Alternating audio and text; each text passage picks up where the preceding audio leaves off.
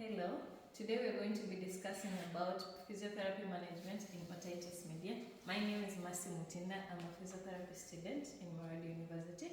So we have five main types of otitis media. Initially there's divided into either suppurative or non-suppurative, but there are five major types or examples of otitis media. We have aerotitis media, we have tuberculous otitis media, we have syphilitic otitis media, we have secretory otitis media, and then chronic otitis media, chronic adhesive. So today I'm going to teach you some physiotherapy management. Though the physiotherapy field itself has very minimum role in the management of otitis media.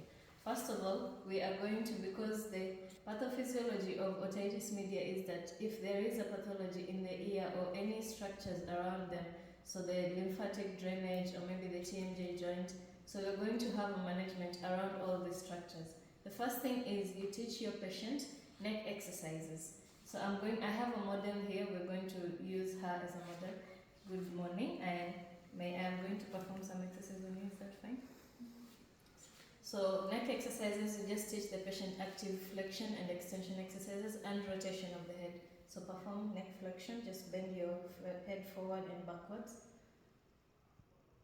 and sideways, and the opposite side. And then you can also perform some rotations, rotate your entire head.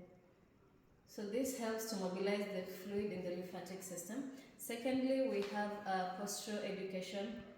Because our postures, especially if we are in sitting or we are in standing, some people who have stoop posture, so you actually educate your patient to maintain a good sitting posture. She is in a good sitting posture, but you prevent them from going for a slouch posture or maybe sitting and compressing their ear. All this can be factors.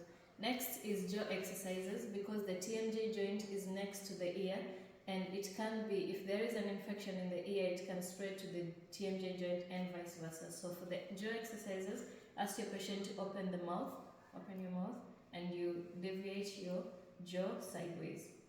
Yes. An alternative to these jaw exercises is chewing gum, especially for the aerotitis media. You can ask your patient to have chewing gum when they're going the flight or when they're coming down. So that will help balance the pressures in the ear. Another thing is we can give moist heat. We all know about the shortwave diathermy. We can place pads on the lateral aspects of the ear and we can apply shortwave diathermy there, or just give a kind of heat. This relaxes the muscles and also allows more lymphatic drainage to happen. And then lastly, we can have breathing exercises. For this, we don't teach the usual breathing exercise, but we can kind of modify them. For example, in aerotitis media, you can ask the patient to go for Valsalva maneuver. Ask the patient to breathe out forcefully, but close your nose and then try to breathe out.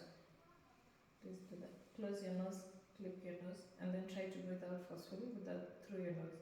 Yeah. So this builds a pressure in your ears, which is going to counteract the pressure that is in the plane. So when you're going down, these two exercises specifically for aerotitis media, they can be used. Otherwise, yes, thank you so much. These are the many physiotherapy managements we can use for otitis media.